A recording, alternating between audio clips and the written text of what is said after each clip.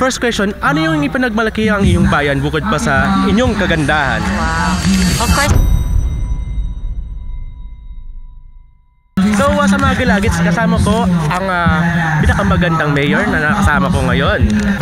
Syempre nandito po tayo ngayon sa San Manuel Tarlac para magdiriwang ng Mais Festival.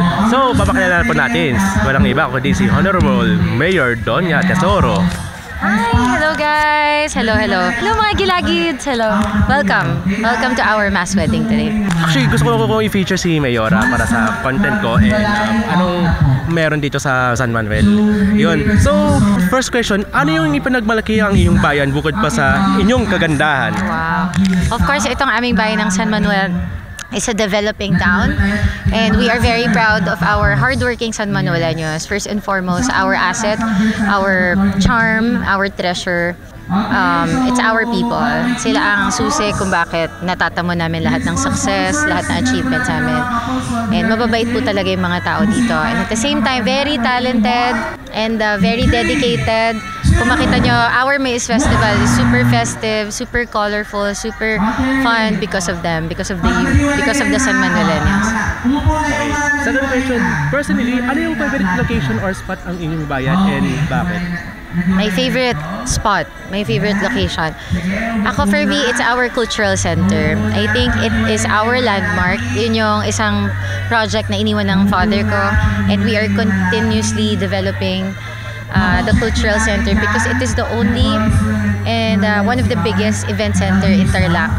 And doon nagaganap ang lahat ng mga activities namin, events, important occasions kung saan naipapakita namin yung talent and nasa-showcase namin yung kagandahan ng mga kababayan namin. Okay, third question, ano yung naging achievements mo or ano yung naging achievements sa inyong bayan? Well, there are a lot of things. No? We gained so many awards the past year. We are so happy, we were blessed. And thank you kay Lord. And when it comes to governance and in every aspect, kasi when you are awarded the SGLG, it means that the local governance is good and proper in every and all aspects. So, yun yung pinagmamalaki namin. Because of our hard work kasama yung mga tao natin, we were able to garner so many awards this year. Nice. So, follow-up question. So, paano nag-start yung Mais Festival? Mais Festival before, leader ako ng youth dito sa San Manuel. So, even before ako pumasok ng politics, my dad was the mayor then. We formed the San Manuel Youth Organization. And that time, walang masyadong identity ang San Manuel. Iba-ibang festival yung ginagawa nila.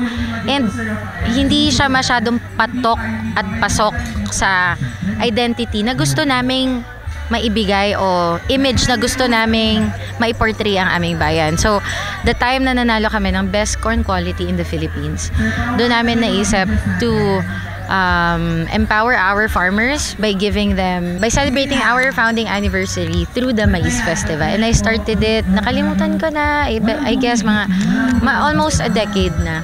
Tagal na pala. Yeah, oo. Actually, hindi naman masyadong pansinan ng tao, pero ngayon, ipapansinan natin ang buong bayan na San Manuel. Na-feature na kami actually sa ibang news channel during our Mais Festival.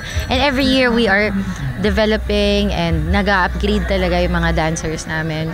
Every year becomes more and more festive. That's why I'm very proud of my San Manueleños. Anong makikita natin sa bayan ng San Manuel sa susunod pa mga ilang taon? Anong makikita natin? Only more achievements, more success. That is what we want for the people, of course. They come first. Kung ano yung trabaho natin, we will keep on doing it for the people. Yun lamang po. Thank you. Nice. So thank you so much, ma'am, sa inyong pangungulak sa aking interview. Meron kayo kasi yung feature na women empowerment para sa content ko this coming March. Mula dito sa San Manuel Tarlac, at dito nagtatapos ng aking storya. See you on the next story.